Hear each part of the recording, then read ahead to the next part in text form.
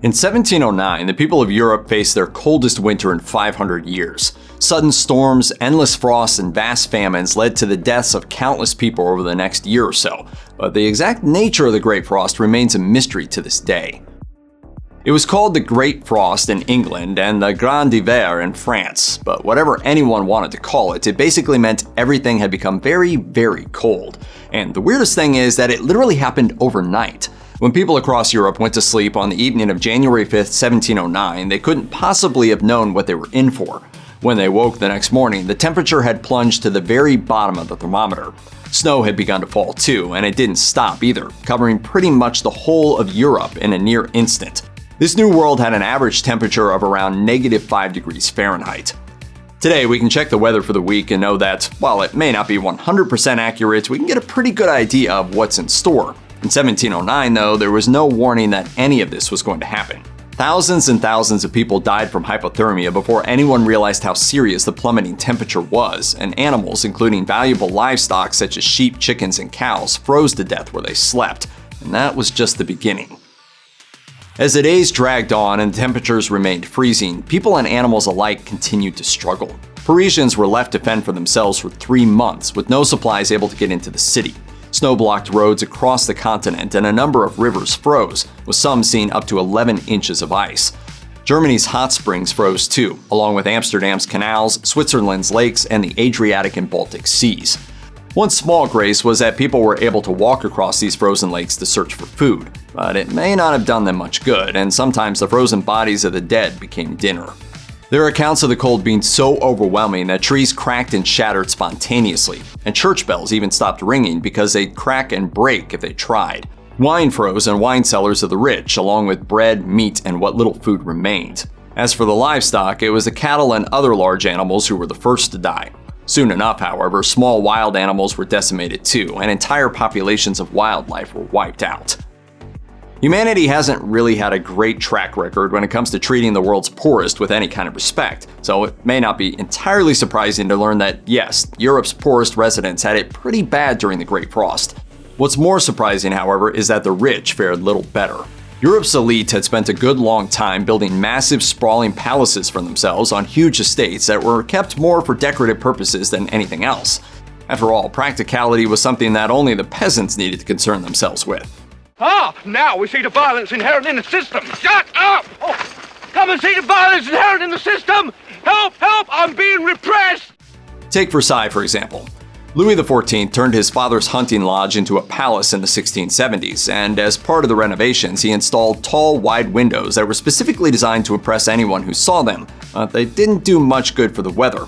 In the midst of the cold snap, the Duchess of Orleans was staying at Versailles and wrote, "The cold here is so fierce that it barely defies description. I am sitting by a roaring fire, have a screen before the door which is closed so that I can sit here with a fur around my neck, and I am still shivering and can barely hold the pen. Never in my life have I seen a winter such as this one." The winter of 1709 included the coldest month the continent had seen in 500 years. This was followed by 6 more cold snaps, where temperatures once again plummeted, and these freezing conditions lasted until March. By then, the ground was frozen, entire forests of trees were dead, and when temperatures finally rose again, the snow and ice melted, leading to devastating floods. Crops that should have been growing by spring were lost, famine spread, and inevitably, revolts flared up as a result. Between February and June of 1709, there were 155 instances of open rebellion in France alone, as starving people descended on any building that might have food left. Famine became just as bad as the cold, and according to one letter written by the sister-in-law of the French king, by June it was so bad that even the children had devoured each other. It's almost impossible to measure the long-term effects of such devastation, but a report in The Guardian recently suggested that England's entire agricultural economy was destroyed, with the GDP falling by a shocking 23%.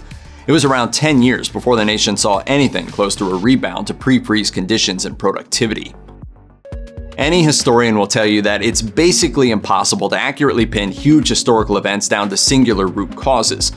That said, it may be entirely possible that, had the Great Frost of 1709 never happened, Russia may never have become a superpower. And if that never happened, we'd never have gotten this. I'm escaping to the one place that hasn't been corrupted by capitalism. Space! This story goes back to the beginning of the century and the so-called Great Northern War. This was the conflict that decided how the balance of power in Eastern Europe was going to fall, and it all came down to Sweden and Russia. At the time, Peter the Great's Russia had been making significant gains against Sweden, which was headed by the young and inexperienced Charles XII. During the Great Frost, the Swedish army suffered devastating losses to the cold. Around 20,000 Swedish soldiers died, and there were some nights that saw as many as 2,000 men perishing before the sun rose. Throw in a lack of supplies to weaken those who did survive, and the lead-up alone to the Battle of Poltava basically crippled the Swedish forces. Ultimately, the battle ended with Sweden being roundly defeated and Peter the Great becoming that much greater. Poltava is credited by many as being one of the key moments in Russian history, one that helped cement the country as a leading player in global politics. All in all, it really does seem like Russia's fortunes were spurned along by the bitter cold of winter, and not for the last time either.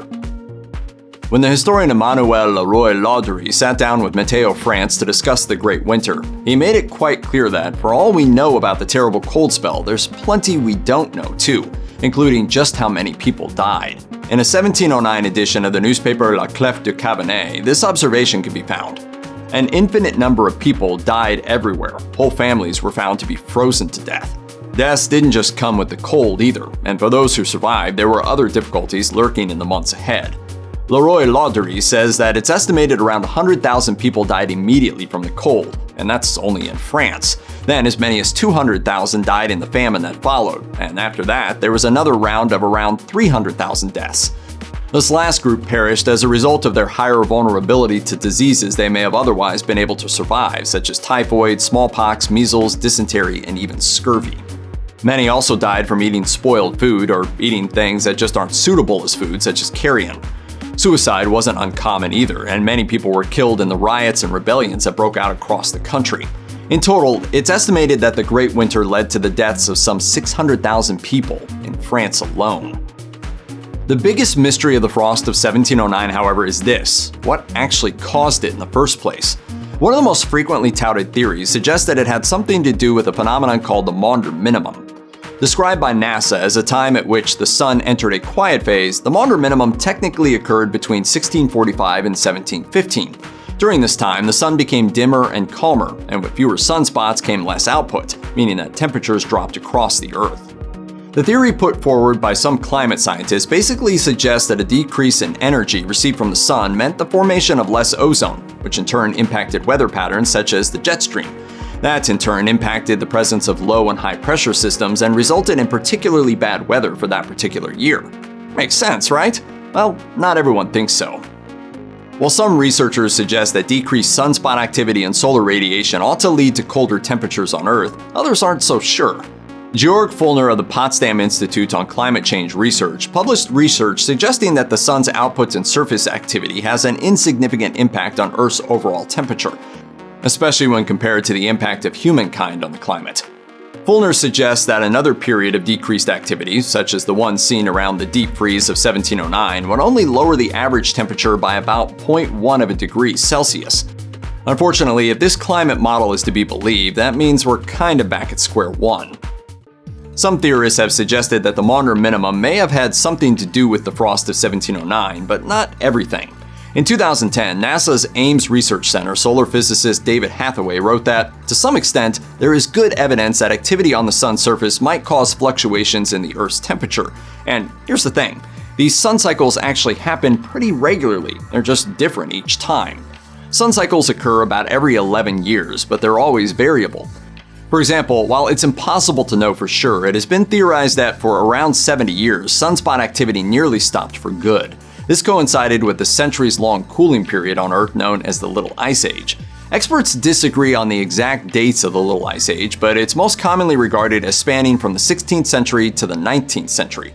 Robert McLachlan, a professor in applied mathematics at Massey University, claims that this 11-year sun cycle has been happening pretty regularly for hundreds of millions of years, and that, no, we're not entirely sure what makes it happen. Even in recent memory, we've seen both strong and weak sun cycles take place, including a strong one in the decade between 1954 and 1964, and a weak one in the period between 2009 and 2019. The problem here, however, is that these instances didn't lead to massive fluctuations in the weather. So what gives? While there are a few other theories about what caused the Little Ice Age, and by extension the winter of 1709, one suggests it all began with a series of volcanic eruptions that started at the end of the 13th century. A study by the University of Colorado found that it may have been possible that 4 massive volcanoes, which erupted between 1250 and 1300, filled the atmosphere with so much debris that it reflected solar energy away from the planet. This in turn led to lower temperatures that resulted in an expansion of the polar ice caps, causing temperatures to drop even further. While the study admits that it's impossible to calculate with any certainty just what kind of impact that would have had on the climate, it's entirely possible that a short burst of really cold weather was enough to kickstart the Little Ice Age. Others are doubtful, however, arguing that the cooling period in question just couldn't have had such drastic consequences. Researchers from the Norse-Norwegian Research Center have put forward one particularly novel theory for the cause of the Little Ice Age. Basically, that's life. These scientists say that sometimes climate models just behave strangely and there's no rhyme or reason for why events like this take place. They even have a name for these particular instances. They're called ugly ducklings because they seem to be completely wrong, even when they're not. The theory goes that just because we don't completely understand something doesn't mean it didn't happen. For example, when this group of researchers studied weather patterns from the beginning of the Little Ice Age, they found evidence that a huge section of sea ice had left the Arctic Ocean and headed for warmer climates. Why? Who knows? But that migration continued for the next 100 years, and the scientists suggest the impact that had on ocean currents and winds could have been enough to kickstart the Little Ice Age. Bottom line, the world is weird, life is unpredictable, and we're all just along for the ride. Check out one of our newest videos right here. Plus even more grunge videos about your favorite stuff are coming soon. Subscribe to our YouTube channel and hit the bell so you don't miss a single one.